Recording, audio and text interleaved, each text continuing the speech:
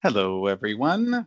This is Clayton speaking, and I'm a program advisor at the BC Arts Council Secretariat. And this is an information video on the arts-based community development and Leon and Thea Koerner Award programs. We at the BC Arts Council carry out our work on the lands of Indigenous nations throughout what is colonially known as British Columbia, and we are grateful for the continued relationships with Indigenous people in BC that develop through our work together.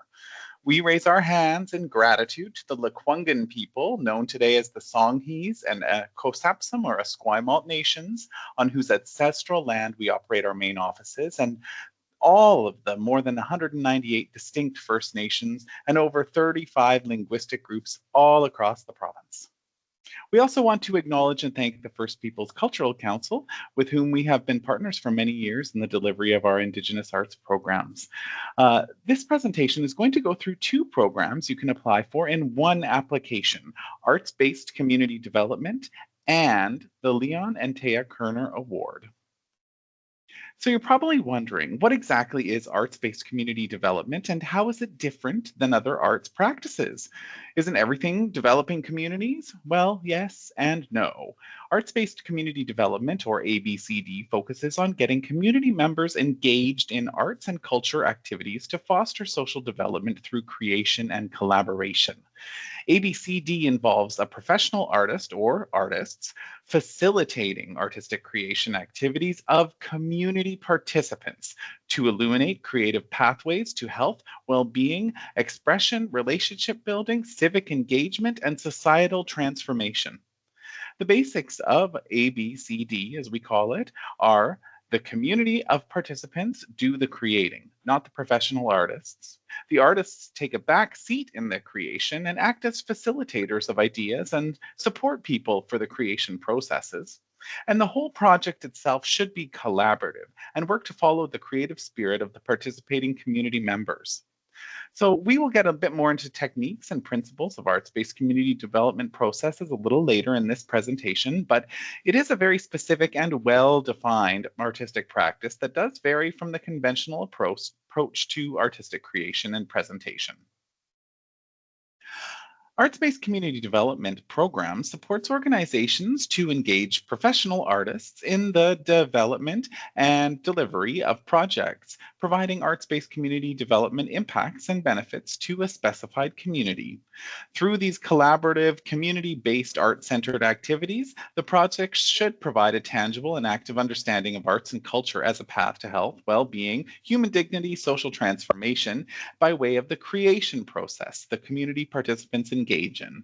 We all know how valuable artistic creation can be as a method of communication, self-reflection, learning, personal growth, community building, and civic engagement, and even just to process your life and the world.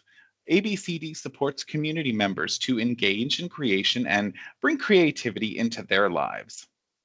This program also supports the training and mentoring for artists and community workers to understand and learn how to create and safely implement or facilitate arts-based community development projects.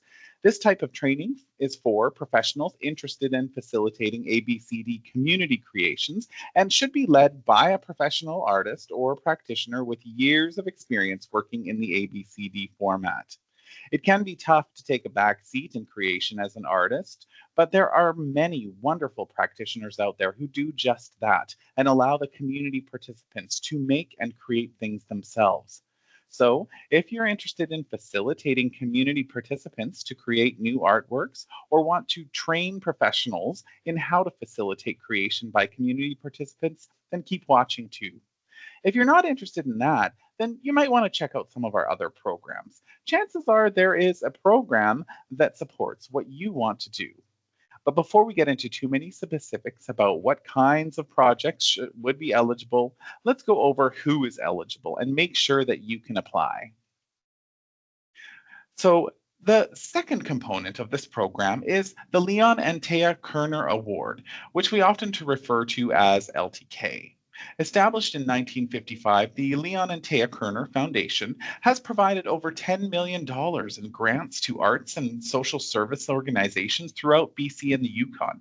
In 2015, the foundation transitioned from 60 years of continuous grant making to an endowment that supports the Leon and Thea Koerner Award, or the LTK Award as we call it, which is now administered through us here at the BC Arts Council Secretariat. The LTK Award sustains a legacy through annual awards to registered charities and other qualified donees in BC that are creating social benefit using professional arts-based activity in collaboration with community and social service agencies. The LTK Award is aimed at achieving social benefit and recognizing excellence and innovation leading to social change or transformation. This aligns with the principles of arts-based community development. And to be clear, you can apply for one or for both of these programs in this same grant, but there are different eligibility requirements for each part, which we will go over. So who is eligible? Within this one grant application, as I mentioned, there are two separate programs, A-BCD and the LTK Award. Each one has its own eligibility. For A-BCD, you must be a registered nonprofit society, a First Nation band council or Indigenous government, or another Indigenous community organization. For the LTK Award, your organization must be a registered Canadian charity, meaning that you are registered with the Canada Revenue Agency as a charity and you can give out tax receipts. You may also be another kind of qualified donee under the Income Tax Act, such as a First Nations government, which are often qualified donees. If you're not sure if you're a charity or a qualified donee, chances are pretty good that you're probably not. There's a lot of filing involved with being a charity, which you would not forget. When in doubt, just reach out and we can help verify if you are eligible for the LTK Award. Organizations must provide public arts and cultural or community programming in BC as a primary activity and have done so for a minimum of 1 year before the application deadline. You also must be registered and in good standing as a nonprofit society or community service co-op in BC for at least 1 year, one full fiscal year, prior to the application.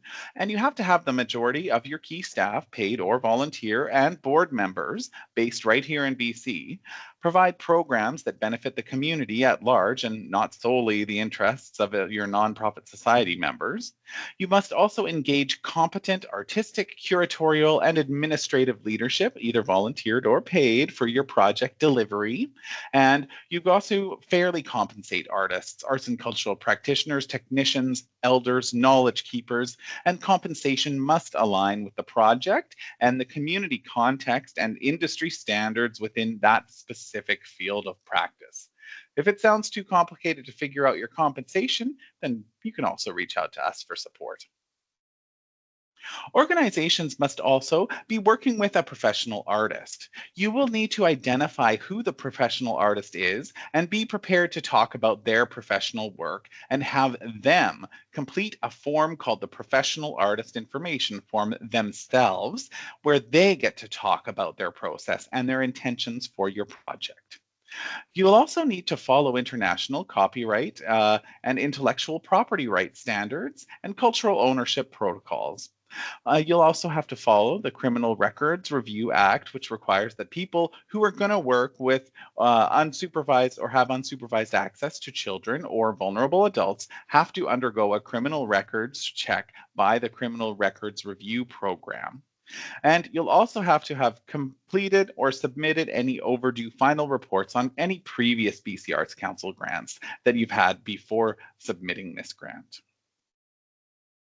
In addition to being a registered charity or qualified donee as a requirement for the LTK Award, an organization must also be working with a professional artist, just like in the A-BCD program.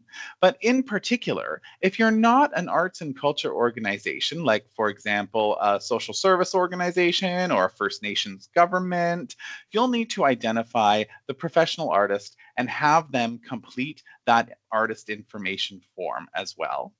And if you're not a social service agency or organization, for example, if you're an arts organization applying for the LTK Award, you will need to be working with a social service agency, and they must also be confirmed by a letter in your support material. You'll also need to identify at least one individual person as a social service lead and have them fill out a form talking about how they will support the project delivery and the safety and care of the participants. If you're not sure if you're a social service organization, you can also reach out to us and we'll verify what you need for the application. So, all that being said, if you're still watching, chances are you believe that you're eligible. So, now what about the project you're thinking about? What exactly makes a project eligible as arts based community development? Well, let's go into the A-BCD principles so that what we consider when we're evaluating projects, and even some specific examples of projects that are eligible, and some projects examples that are not eligible in the program. So you can hopefully understand the differences and be able to determine if your project is an eligible project. So what makes a good ABCD project? Well, there are several key ABCD principles to follow or embody in your project when you're approaching arts-based community development. And you can find these principles listed in our guidelines. So some of the principles include using respectful and collaborative processes, including a specific community or group of people, involving community at every level, from the development to the creation to the presentation, as equal collaborators in the project. You will prioritize ABCD creation processes over an end product. In fact, the process is often much more valuable than what comes out at the end. And we also believe that art is a method of social transformation. And we see creation as a powerful act of civic involvement, and that your project will support the agency, dignity, and safety of the participants. Again, review those ABCD principles that are listed in the guidelines. So within the program, there are two separate categories. The first category is category one, new work by community participants. So applications for new work by community participants projects must have that professional artist or artists acting as a facilitator to support the collective creation and presentation of the new artwork by the community members. You have to have participants actively collaborating in the development of the ideas and the making of the artwork. You have to publicly present that artwork created by the community participants. You need to clearly describe the ABCD principles that will be used or embodied by the artists and the community participants in developing the ideas and the artwork. You need to demonstrate the advancement of any community aspirations, transformation, and ownership of cultural projects, and demonstrate effective community participation in the creative process, direction, and management of the project. You may also recognize the long-term commitment that's required of community engaged practice by allowing your project to be presented in a single iteration, or if you like, over phases over a maximum of 3 years. You can only apply for one phase at a time, however, and we do not guarantee that all phases of a project will receive funding. The second category we have is category two, training for ABCD practitioners. So the projects in this category must provide training or mentoring for artists or social service or community workers to understand and learn about how to create and safely implement or facilitate arts-based community development projects. So these projects focus on training and skills development for artists or social service and community workers to be able to create and conduct their own arts-based community development activities or projects. These projects create opportunities for experienced arts-based community development practitioners to demonstrate ways of knowledge sharing, including training or mentoring artists or social service or community workers in safe and effective approaches to the arts-based community development. This also enhances the capacity of artists to integrate ABCD approaches into their practice and develop leadership skills to initiate collective art projects that support community transformation or social change. And they also improve access to information about arts-based community development practice and the skills and capacity among the participants to contribute to future ABCD projects, activities, and discourse. If you're doing a Category 2 training for ABCD practitioners, you can also involve a new work process by community participants in the Category 1 too. But a significant focus of your project must be the training and learning activities for those ABCD practitioners and be taking place under the supervision and mentorship of experienced ABCD project leads. If you are doing a Category 1 alongside your Category 2, then you will need to present that work publicly as well. If you're confused about whether your project is a Category 1 or a Category 2, just remember to reach out to us and we can help clarify. So for this particular program, the focus is less on the end product or performance, even though that is a requirement, and really more on the processes being used and the benefits of the community members participating in an act of collaborative art creation, where they're empowered to lead the process, to initiate the topics or subject matters to be explored, and have collaborative artistic control as community participants. The professional artists should really be acting as facilitators to guide and support the community participants in the creation and presentation of the new work and be receiving some opportunity for personal community transformation or benefit outside of any artistic skill development. Here are a few examples that may help clarify what makes a good ABCD project. Example one is a social service organization is working with a composer, a professional composer, and a musician to facilitate a group of new parents to work together in composing and performing their own original lullabies for their new children. Or example two would be an Indigenous government working with traditional artists and elders to facilitate their community members revitalizing traditions through creating new artworks together.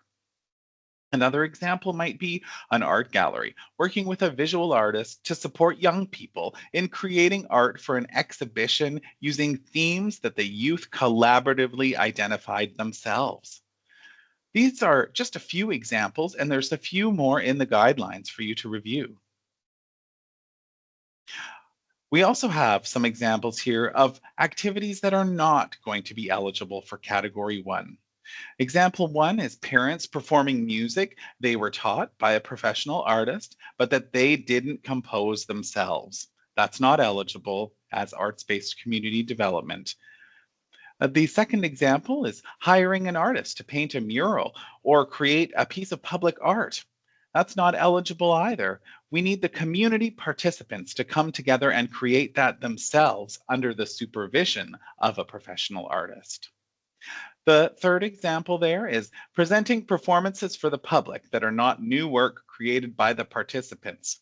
Well, that's just doing a show. That's not arts-based community development. And the fourth example is young people performing a play or musical that they didn't create in collaboration with a professional artist. Again, that's just doing a show. These types of activities that don't involve the community creating themselves are not eligible in either category. One other thing that's not eligible is professional artists creating new artwork. We have a whole host of other project assistance programs and individual arts grants that support professional artists to create new artwork. So check out our website. Now here are some examples of eligible activities in Category 2 training for ABCD practitioners. The first example is workshops or training delivered by a skilled ABCD practitioner for professional artists and/or social service practitioners that teaches them ABCD skills and tactics in community collaborative creation. That's an eligible Category 2 project. The second example is workshops or training from experienced social service practitioners working with experienced ABCD practitioners to train professional artists, elders, or traditional knowledge keepers in creating safe, for example, cultural or emotionally safe and accessible spaces to do ABCD projects within. The third example there is a skilled ABCD practitioner working with youth on a collaborative arts project about their experiences as youth, while also mentoring and providing real time learning for a cohort of emerging ABCD professional practitioners on how to facilitate the collaborative creation process right as they're doing it. That's another example of an eligible project.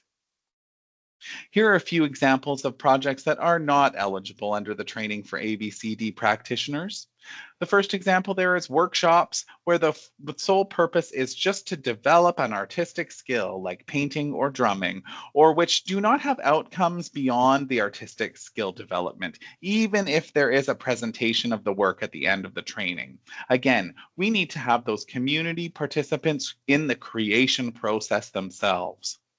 A second example there is training for professional artists or social services practitioners that does not focus on ABCD specific learning or skill development. Those other learning opportunities are not eligible, just ones focused on training around ABCD. These types of activities that are not specifically training people in facilitation of ABCD projects are not eligible in category 2, and just general artistic skill development is not actually eligible anywhere in this program. Again, the community must be creating or the project must be training facilitators. So, professional artists in this program are considered to be recognized by professionals of other practitioners working in their similar practice. They're committed to working full time in their practice when financially possible. They've completed appropriate and relevant training in their field of practice. Training might be through post secondary institution, through apprenticeship, through traditional knowledge transfer, or other qualified practitioners or knowledge keepers. And you must have 2 years of professional practice in their field following that basic training and have a demonstrated body of previous practice or work in their field for which they have received fees. ABCD grants are up to a maximum of $25,000, and those requests may be up to 50% of the total budget for the project. Or if you're one of BC Arts Council's designated priority groups, you can request up to 65% of that total budget for the project, as long as it doesn't go exceed the maximum of $25,000. So just for example, if you had a $30,000 total budget, then at 50%, your total eligible request would be $15,000 for ABCD.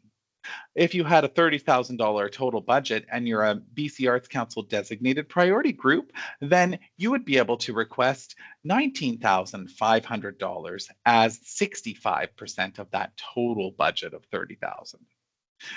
For the other 50% or 35%, if you are a designated priority group of that budget, you can use cash support from other sources like municipal or federal funding, foundation grants, donations, fundraisers, sponsorships, or ticket sales. And you can also use in kind donated things like free venue spaces or materials that you're getting donated. You will just need to attach a fair value to these, and if someone is providing you a space, they most likely know what that would be worth and can tell you. Within the budget section of your application, there is a space for what is called in-kind revenues or in-kind expenses. And these are non-cash donations or sponsorships that you receive that we've just talked about. Also, don't get confused between the two programs. So the ABCD grants can be up to $25,000 and have to be 50% of the total budget or 65% for our designated priority groups. The LTK award, however, can just be 100% of what you're asking for in the LTK section, and it also has to be a minimum of $25,000. Up to 5 awards are given out each year, and just remember, you do have to be a charity or another qualified donee under the Income Tax Act to request this, and if you're not sure if that's you, then don't hesitate to get in touch and we can confirm. Your application, once it's submitted, will be assessed by a group of 3 to 5 artists or arts and cultural practitioners from the sector who include individuals from regional, Indigenous, and social service perspectives. Each assessor reads and scores all the applications. Then they meet as a group to discuss the applications and ultimately recommend funding applications that best demonstrate the intentions of the program and respond to what's called the assessment criteria, which you can see on the screen there. And it's also published in more detail in the program guidelines. The criteria for this program they're using to evaluate, score, and rank the applications is 30% for reconciliation, equity, diversity, inclusion, and access, 20% for artistic contribution and significance, 30% for engagement and impact, and 20% for feasibility.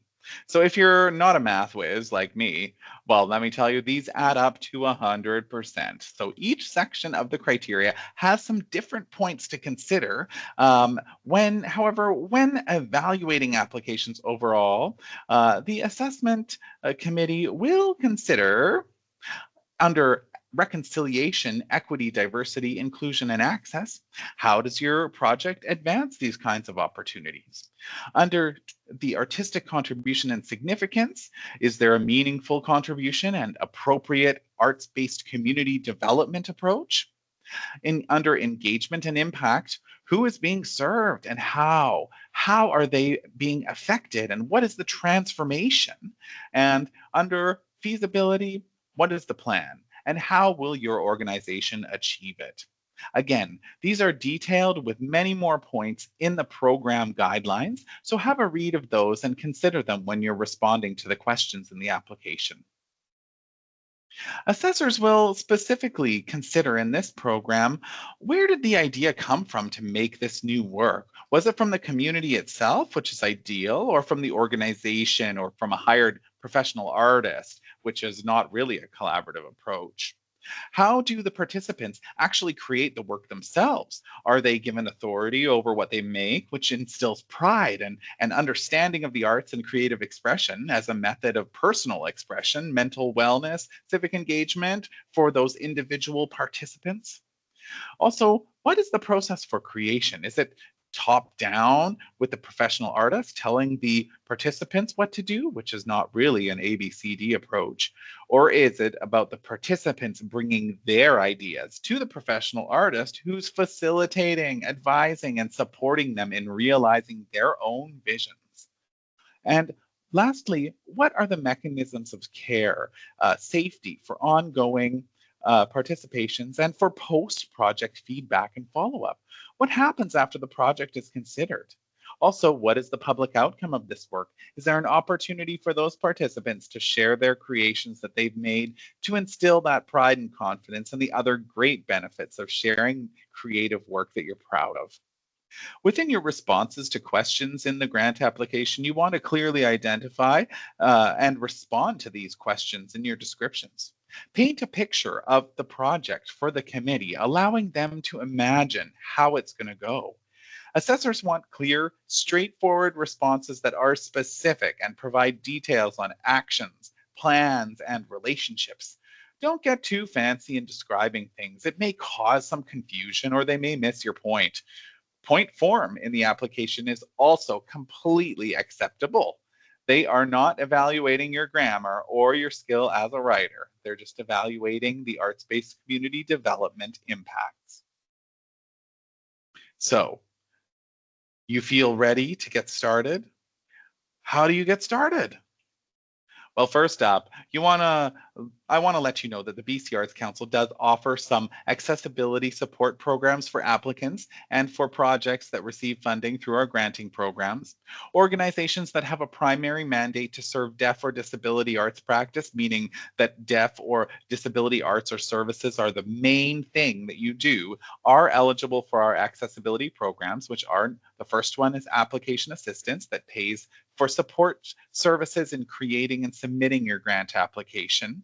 And the second one is access support, which provides additional funding to support accessibility costs that are associated with the creation or development of the project once you get the grant. So if you want to discuss, please do give us a call, and you can find more information on bcartscouncil.ca/accessibility. Second, I want to make sure that you read the full PDF guidelines for the A-BCD and LTK program, which are available on our website to download as a PDF. And while this video is a good basic overview of the program, the PDF guidelines contain way more detail and specifics about when the application intake closes, the deadline. You can't submit after the deadline unless you get a formal extension, and that's only given in very extenuating circumstances. What you can and cannot apply for is listed out within those guidelines. So make sure you go over this. We don't want to waste your time applying for something that will not be accepted. What costs are eligible and what costs are excluded? There is actually a significant list of what kinds of costs or expenses are not allowed and will not be accepted. So please make sure you go over that. And those guidelines provide details of the assessment criteria, things you're going to want to consider in your application. Each part of the assessment criteria has several bullets of things that the assessors are going to consider when they're reading your application and scoring it. So you'll want to make sure that you're addressing as many of those points as possible so your application scores highly. And we appreciate how complicated grant applications can be, and the PDF guidelines do contain real specifics on all the bits and bobs that you'll need for your application. To help you gather stuff, and we've also included a checklist to help make sure that you get everything together. So you can print that out and tick off the boxes as you complete things in your application, and we hope that helps you. So, okay, now you are really ready to write your application. You've gone over the guidelines line by line, and you have the support that you need to make the application. So now what? Now, how do you actually start? Well, if you're new to BCAC, then the first thing you got to do is register for our grant management system at bcac.smartsimple.ca. And this can take some time to get approved and up and running, so do that right away, first thing. All grants at the BC Arts Council are all submitted through this online system, so you can't really do anything until you're in that system. If you're already registered, you're going to have to update your contact information so we know where to send the check to if you are successful. You're going to have to update your board or band council or staff lists. We want to know who you are as an organization. You'll need to provide your organization's constitution, statement of purpose, and that's on file with BC Societies. And you can download a copy of this from Societies Online. We'll also need financial statements from 2 previous fiscal years. And now, if you haven't got financial statements, then you're going to need to get some. So this should include an income statement for your overall revenues and expenses and a balance sheet that shows what assets and equity or property you have, and also a list of any grant amounts that you have received by the funder. Now, if you don't have financial statements, there is some guidance and examples provided linked from the PDF guidelines. So check out the financial statement requirement in that guideline document. You'll also need to complete your designated profile, your designated priority group profile section, and you can choose to identify as one of our priority groups or not. But keep in mind that the expectation is that a majority of all aspects of your organization are dedicated to or located within that specific designated priority group. And then also, you'll be needing to complete the equity data tool for designated priority group funding prioritization and just provide some detail about how your organization meets that majority requirement for that specific priority group. Okay, so then you've registered and you've opened up your grant management system portal, and we will only accept applications that are submitted through that system. So you will go in there and start your application. But in advance of that, you can use the application preview document to draft your responses outside of the system if you prefer. This can be found on our website on the A-BCD page and downloaded. It can be handy to have a place outside the system to work on and collaborate, but then you'll need to cut and paste all those responses into the online system form. So watch out, because sometimes those word counts can catch you. Do this early in case you need to edit it down. You want to pay close attention to the required questions. Leaving those blank will create confusion or questions for assessors. For example, if you respond NA, the assessors will wonder why not. It's better to tell them why not in the actual application. You want to make sure you use clear, plain language and be specific, and include steps and actions to paint a picture of your project. When assessors can imagine clearly what you're doing, your application will come to life. If it's too poetic or art speaky or academic, things might be missed, overlooked, or not understood. So you want to avoid any kind of jargon or terminology that's really specific to what you do, and just keep your application simple. The assessors may not know those special terms that you use, so define them right there in the application. You also don't need to write to fill up the entire box. Short, clear answers that detail your intentions, specifics on why and how, and actions are appreciated. And as I mentioned before, point form is totally acceptable. Again, you don't need to fill the box up. You just need to write clearly the answers to the questions. And if you're struggling with what any given question is actually asking, or maybe how to approach that response, then you can call us and we can help you clarify their questions. So step 3 is to gather all of your materials.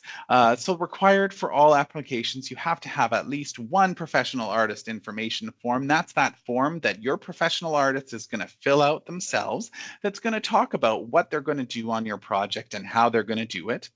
You'll also need a community support letter from the specific community you're collaborating with.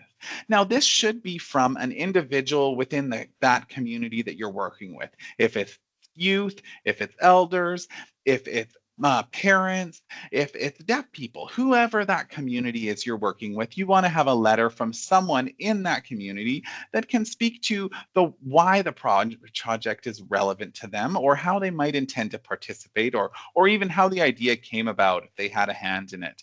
If the community is asking for the project, it would be great to include that in the community support letter. An important thing to note about that community support letter is we don't want letters from organizations. We want letters from people. And that can be as simple as something written on a napkin, a voice note, a video recording. It doesn't have to be a fancy and formal letter. Also required for LTK Award applications, you also need to have one social service lead form, and that is from one of the social service practitioners, an individual who's filling that out just like the professional artist did, and talking about the way in which they're going to support the safety of your project. If you're not applying to the LTK component, but you are including a social service person in your project, you can also fill out a social service form or have them support that. It's not required unless you are applying for the LTK award. If you are a social service organization, you will still need to provide that form completed by an individual, and it can be done by someone on your team who will be working on the project. Other optional materials include letters from partners if they are giving you significant resources or taking an active role in the development of the project. If you're also involving Indigenous nations, consultants, or elders, knowledge keepers, including a confirmation from them is also a good idea. It can be simple too, like a screenshot of a text message or an email exchange, or something that demonstrates that you have a relationship. And then you can also include examples of the professional artist's work that is relevant to the project. And that can include up to 5 images or 5 minutes of audio or video, or 3 pages of written material. This does not mean 5 images and 5 minutes of audio or video. It means 5 of something in total, or 3 pages of written material maximum. So you want to actually curate and really specially select your support material to show the assessors the artist's past work and their capability and the vision for the project. Visual material does always help in the grant, and it helps clarify what the project is or might be. So make sure it's all relevant and helps paint that picture of what you're doing and how you're doing it. So the last thing here is submitting your application. So you want to check that your application is complete before submitting. Have you answered all the questions? Have you updated your profile in the BC Arts Council system? Staff will not contact you to address missing or incorrect information, and your application is going to be assessed as you submit it.